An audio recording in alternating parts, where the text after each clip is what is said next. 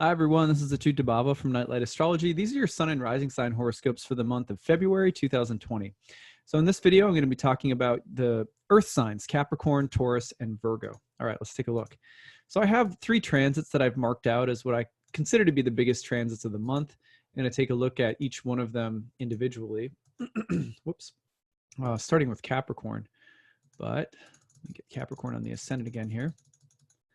Here we go. So the first transit of the month is on February 3rd. Mercury is going to bump into the sign of Pisces, and that is the sign of Mercury's fall or depression. Mercury will then turn retrograde on the 17th. So a little bit of a challenging month around Mercury themes, Mercury symbolism. What can that indicate? Communication, mental and emotional health. In the 3rd house, the topic of siblings, travel plans, especially like more, let's say, domestic travel. But any kinds of travel plans, issues with cars. Sometimes there's an issue around, just not feeling motivated or feeling confused, or there being some degree of mental, emotional fog this month. All of that would be completely normal with Mercury in your 3rd house, a house related to the mind. But don't be surprised if there is also themes of having your mind opened to something bigger, more imaginative, mystical. Just make sure it's true and not a deception or an illusion, which can also happen when Mercury is near Neptune and retrograding in a sign that's where Mercury is classically debilitated. So if you have some Mercury retrograde issues this month, don't be completely surprised, because it's not the easiest retrograde of the year for sure. So from there, on the 7th of the month, another interesting transit that's taking place is we're going to see Venus bump into the sign of Aries. Now, that is another debilitated planetary position. Venus in Aries is in its detriment, and this is so because it is the sign of Mars, and anytime you put Mars in Venus' sign or Venus in Mars sign, it's a little debilitated. What that means is that, typically Venus in your 4th house would bring pleasant things, romance, beauty, sexuality, desire, appetite, wealth, good fortune, into the 4th house of home, family, parents, etc. But with this transit, because Venus is not in the best position, there may be more conflict involved. At the start of the month, at the start of the transit, when Venus first enters Aries, Mars is also still in your 12th house, which could just sort of indicate that there is some element of self-destructiveness or conflict or turmoil around home and family relationships. And be careful too around what you bring into your home life and your home space in the name of fun or pleasure, because it might cost you more or not be as good for you as you think it is. Then the other thing that we'll see from Venus is later in the month, as Venus is sort of moving along from the 23rd through the 28th, Venus will end up moving through squares to Jupiter and Pluto. And that should bring in a couple of interesting themes and topics on top of the ones we've already mentioned here. Jupiter can bring in moral, religious, legal, or intellectual, or even academic themes. This would, again, be bringing them into some kind of exploration of pleasure, love, relationships, romance, around the topics of home and family. So you might throw a little bit of Jupiter into the mix. And also through Pluto, by the 28th, Venus is going to square Pluto as well.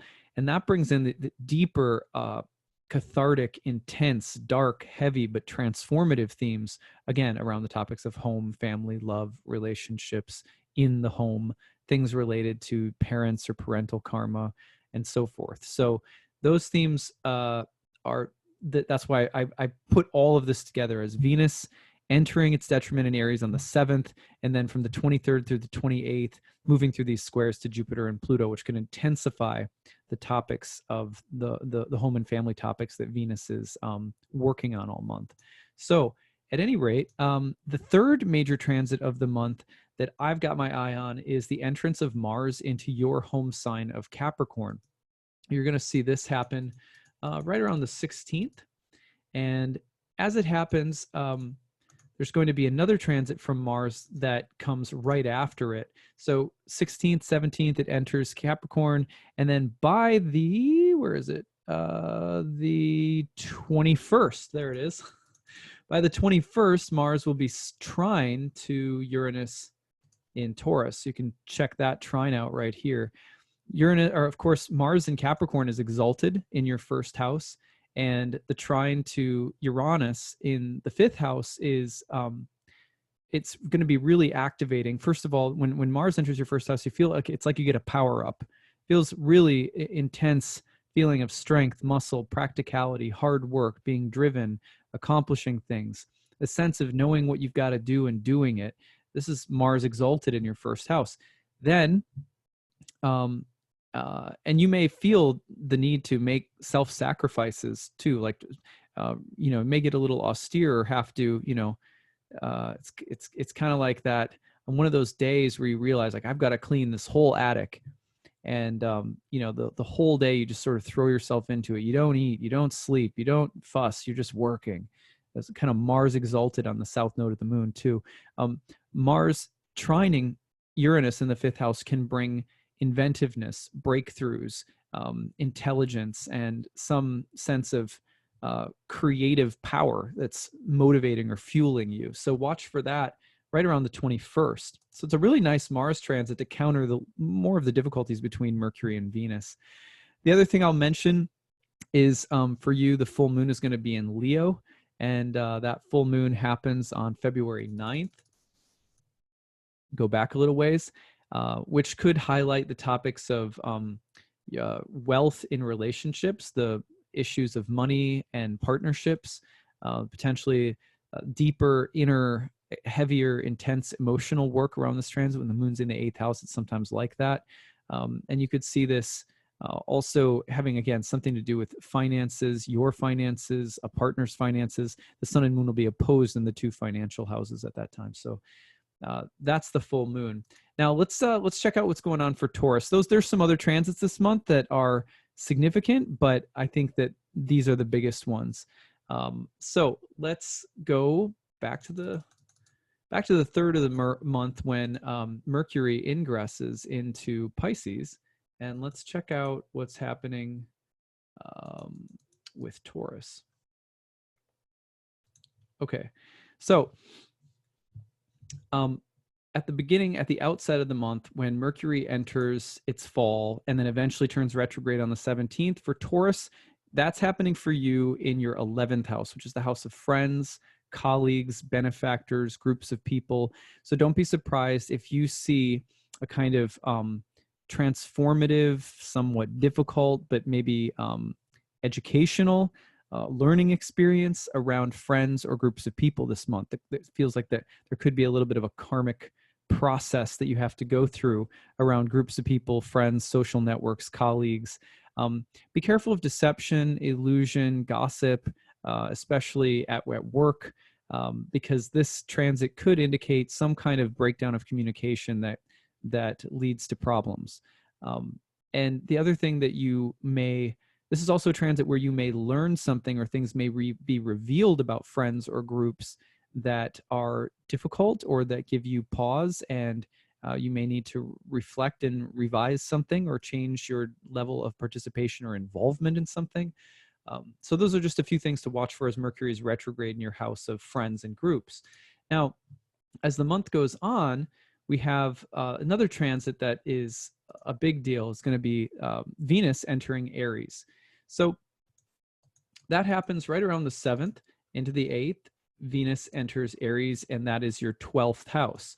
Now, Venus in the 12th house is debilitated in Aries, and its detriment. And between the 23rd and the 28th is going to go through squares to Jupiter in Capricorn and Pluto in Capricorn in the 9th house. This basically puts together the topics of, let's say, spiritual community and inwardness, and the need to evaluate something that's going on in your life, or in your in friendships or in love, but maybe doing so from a quiet escape of some kind. See Venus going into the 12th house, which can be a place of isolation and kind of solitude, and it's squaring a bunch of planets in the ninth house of religion, philosophy, and learning. Could be a good time to go inward and learn or study something with a friend or with a group, but maybe with some degree of seclusion or intense focus. There could also be some element of difficulty, trial, or tribulation in relationship to women, sisters, friends, lovers, and it may have some connection to education, philosophy, learning, religion, foreign countries, and things like that as well. So a deeper process of transformation taking place that involves other people, the focus on relationships, maybe shadows in relationships, or the need to be in solitude, studying and learning something, or the intersection between beliefs and love. Those are things that I'm seeing as pretty big deal for Tauruses this month. Now that, again, on the 7th, and then returns from the 23rd to the 28th. Now, the third transit that I have my eye on is, of course, Mars entering the sign of Capricorn, which happens right around the 16th. And that transit is significant because as Mars enters Capricorn, it's also going to start in the ninth house. It's exalted, and it's also going to start moving into a trine with Uranus, which is currently in your first sign and home house of Taurus. That trine to Uranus takes place on the 21st of February. And again, the theme of learning, of studying something, of becoming focused on developing something or cultivating something of your higher mind, intellect, going back to school, teachers, elders, fathers, parents, people, anyone who has some wisdom, right, to pass on to you, and the need to confront it, or the need to take it on, the need to develop it. That Mars in the ninth house can be the really practical, disciplined, focused drive to learn or develop something mentally or intellectually, or a new skill. But in the ninth house could also imply that that spiritually you're feeling very charged up and enthusiastic to make some kind of some change. For example, sometimes people take a class and it completely changes their life, just one class. Sometimes people go on a retreat, and they come back from the retreat and they go like, my whole life needs to change. There's this feeling of great motivation, intensity, learning, hard work around your philosophy, your beliefs, your intellect, and then it's hitting inventive Uranus in your first sign and home house at the beginning of the month, which really just sort of pours some gas on the fire and says, let's change, let's revolutionize, probably with something around teachers, learning, religion, academics, something like that. So I think that's a great transit for all the earth signs this month, but for Taurus, it's quite personal. And now, let's see, third transit of the month. Oh, and the last one that I wanted to talk about is the full moon. Now, there's a new moon in Pisces in your 11th house of friends, on the 23rd. That kind of has an echo with the Mercury retrograde theme, which is why I'm not mentioning it. In most of my videos, I'm not talking about the new moon, because the Mercury retrograde in Pisces pretty much covers the same area. But on the 9th, you have a full moon in Leo in your 4th house of home and family. So don't be surprised if right around the 9th, there's a pretty dynamic level of tension around home, family, parents, parental karma, your house, your dwelling place, things like that. And the need to seek out some form of inner liberation, some inner sense of feeling at peace or at home. Watch for that to be pretty highlighted around the 9th of the month. All right, so let's go over and start again for Virgo. So for Virgo rising, the Mercury retrograde's hitting you out of all the earth signs, probably the hardest, because it's taking place in an angular house, which is your 7th house, the place of relationships. And it's doing so, let's see, it enters on the 3rd, then retrogrades on the 17th. And this is obviously in the sign of its fall. This is your ruling planet. It's very personal. When it goes retrograde, it's like a rhythm that people who are Virgos or Geminis get used to in some ways. Mercury's retrograde in this sign and house, though, means that there's the potential for some degree of healing work difficulty, challenges in your relationships, in love, in sexuality, in terms of what you do to relax and enjoy with other people, your social life to a certain extent, but usually on the level of immersing yourself in something that's satisfying. So search for pleasure and happiness in your relationships. So there could be some degree of deception, illusion, disillusionment taking place in relationships this month. Could be a little bit painful. Deeper work on communication in relationships. Mercury, kind of god of communication, in its fall retrograde in the 7th house of love. So thinking about miscommunication. Also revelations, things coming to the surface that were hidden or couldn't be seen. So you want to watch for all of this.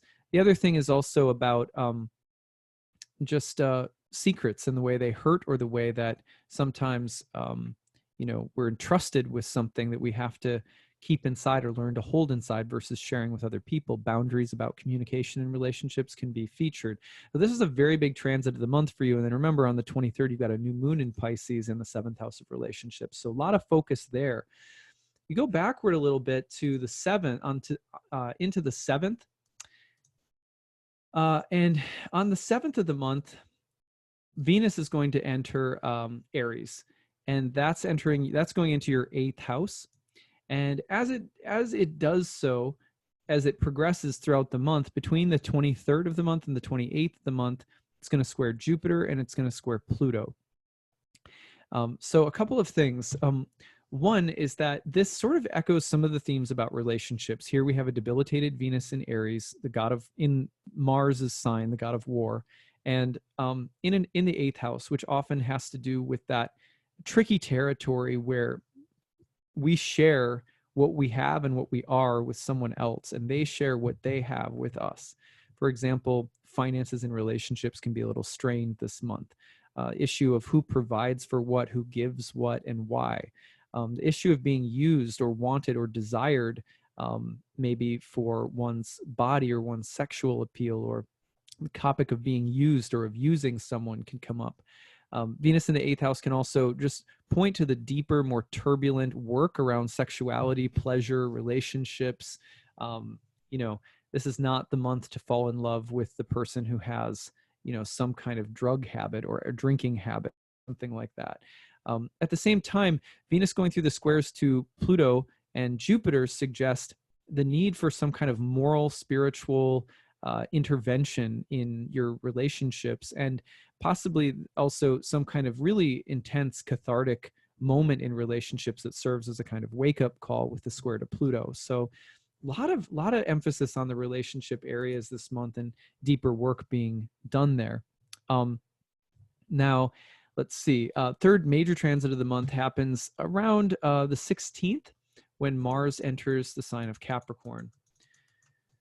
Okay, so once Mars enters Capricorn, the other thing that's pretty big about this is, first of all, it's exalted in Capricorn, which is really nice. And then it's hitting a trine to the planet Uranus by February 21st.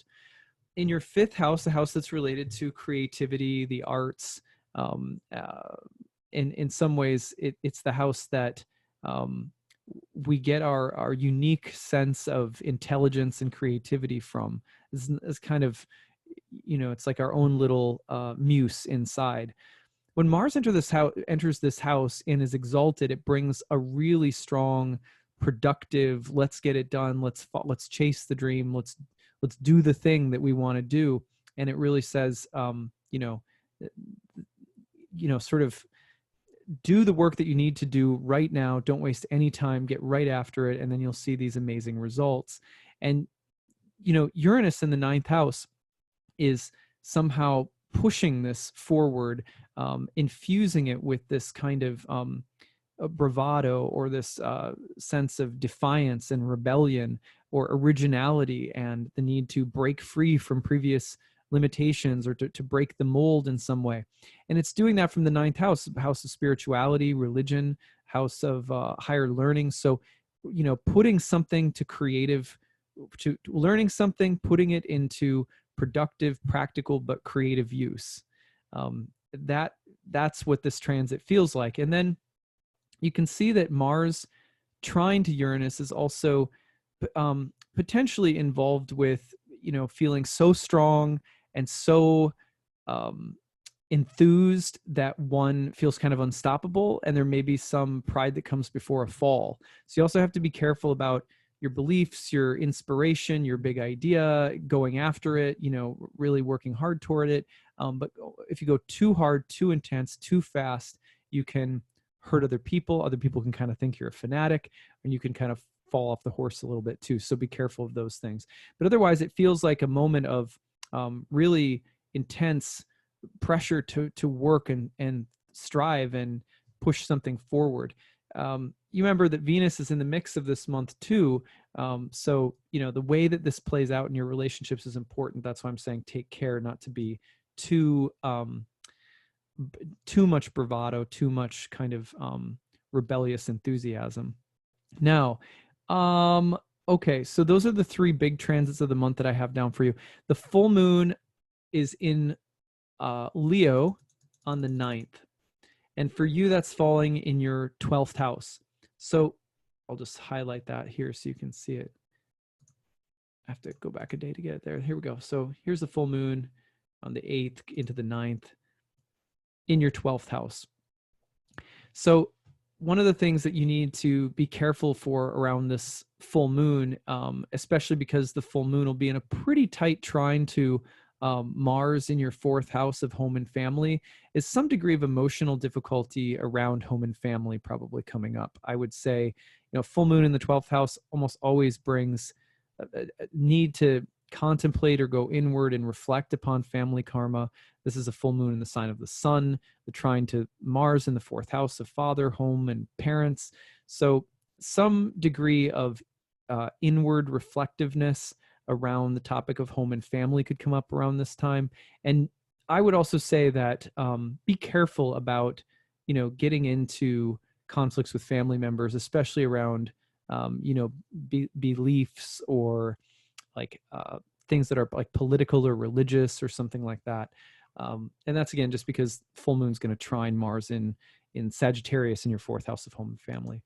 So, okay, that's what I've got for you guys this month. Let me make sure I made it through my list. Yeah, good. So thank you for all of you for watching. I'd love to hear from you guys, all of you who are Earth signs. Please leave your comments in the chat box. Tell me your stories. Be sure to check in next month. We'll break down everything for the month of February. And if you haven't already, check out the overview that I did for the month of February to cover all of the transits, which I kind of break down and condense a little bit more in my horoscopes. So that's what I've got. Take care, everyone. Have a great month. Bye.